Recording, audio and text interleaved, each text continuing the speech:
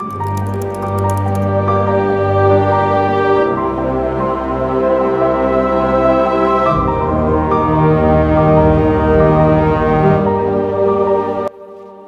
started buoyantly with an extreme man-to-man high press. That set the tone of the game, and that is what prompted Bayern to sit in a low block.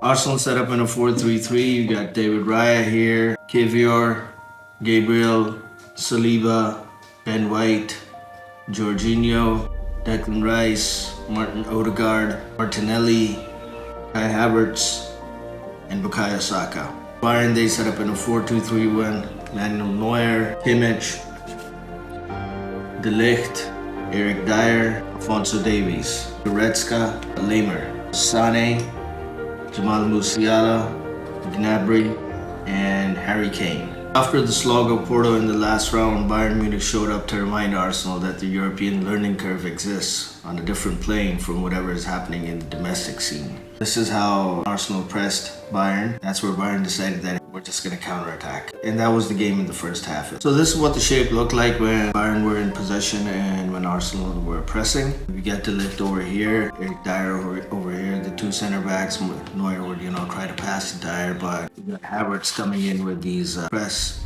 And so Arsenal basically wanted Neuer to pass the ball to Dyer because Dyer was weak on the ball. Saka, he pressed Davies. Odegaard was in between Lemmer and Musiala.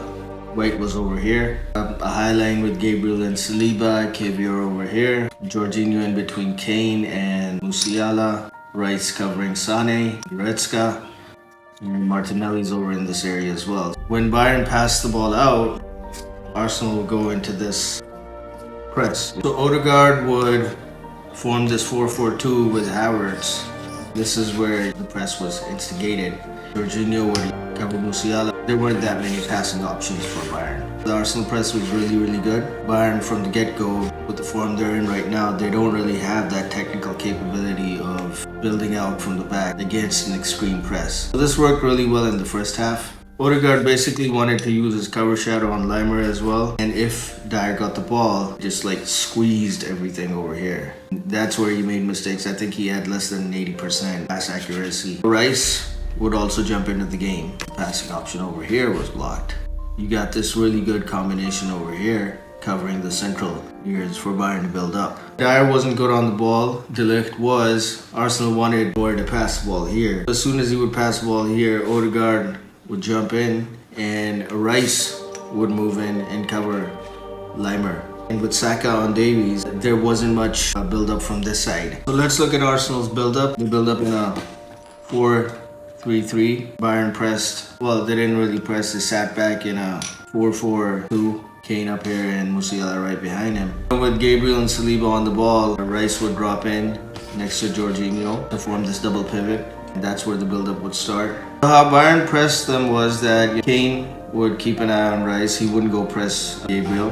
He would use cover shadow here, and Musiala would use his cover shadow on Jorginho. There wasn't this aggressive sort of a press from Bayern. They had decided that let's go for a passive 4-4-2 structural press, and these were the main guys over here who used their cover shadows to stop the Arsenal build-up. What Arsenal did was that as the passing lanes over here for the build-up first phase were blocked, they needed that numerical advantage. So Odegaard would either drop here or here, forming this 3v2 situation. And from there, they would have opportunities to advance the ball higher, which they did easily. But the central build-up issues were still a problem in the first half. When Odegaard dropped deep and we have this sort of a 3v2 situation, Odegaard's the free man now. Kane has to go press him, and if the ball is, got this passing lane over here, Kane's gonna go press him. Musiala or Kane, one of them, they gotta cover Jorginho as well. So then Rice becomes the free man, and what Leroy Sané, he would come inside over here. So once that press was triggered, Sané would man mark Declan Rice. But once the central areas are blocked, what Arsenal had to do was they had to decide which one of the fullbacks they're going to use to attack. Kivior, he's not that much of an attacking fullback, so even though he would move forward, he's more of a defensive guy. Ben White is the attacking guy. Ben White would advance over here. Saka would drop deep, and he would make Alphonso Davies follow him. And once that happened, you'd see that this whole area would open up. And when that did, Ben White was the guy who got the chance. The only problem with the strategy was that once Ben White had all this space, he would move in and he'd get a shot on goal. It happened twice. Neuer versus White. White is not really much of a finisher, and that's why, Neuer would easily get those balls 1v1, no problem. If we look at the end of it, Arsenal are still getting to the grips of all this. It's not altogether surprising considering the team is taking big steps. They're dominating the Premier League, no doubt about it. But the Champions League is a different ball game. When it comes to the Champions League, what happened was that they went really, really hard. So it did show a teenager side to all this because of their over-aggressive press. And Bayern being the more experienced team and laying low, knowing their strengths and weaknesses, Arsenal tended to make mistakes. Bayern executing their counter-attacking strategy, knowing how things are this season. Thomas Tuchel sort of won this tactical battle, and now they go back to the Allianz for the second leg. That's advantage Bayern. But, Arsenal does have that quality, so if they play a calm game, measured game, they can still win this. It's not over. After all, when it comes to military tactics, the counterattack is a potent weapon. German football is all about counterattacking. Even though Bayern have a 60% possession rate in the Bundesliga, in this match they had a 40% possession. Even against Leverkusen, when Leverkusen beat Bayern, Bayern had about 62% possession. Yesterday they had 40%, and yet the game was tied. Well, I think we started the game really well. We were dominant. We played in the opponent's half. We generated some momentum, scored the first goal, and then it's a critical moment of the match. Ben White is in front of Neuer to make it 2-0, and we have to put that ball in the back of the net, and then becomes a different moment. And then in Champions League, you cannot give anything to the opponent. We have given them 2 goals today, and when you have these situations, they are going to punish you. And that's the biggest lesson. The margins are very small in this competition. It's really difficult to penetrate opponent, to create big quality chances against this level of opposition.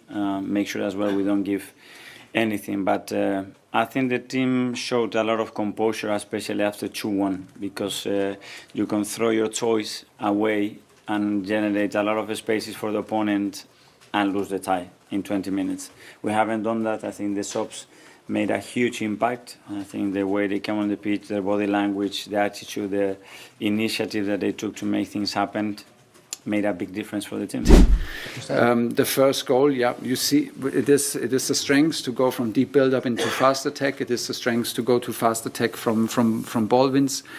We put in the effort and showed then the individual quality. Harry took the penalty. We talked today about it in the elevator. He had the feeling that we will get a penalty. I had the feeling that we will get the penalty. We haven't had a penalty since October, so we were both right. And I was very happy with the way he scored it.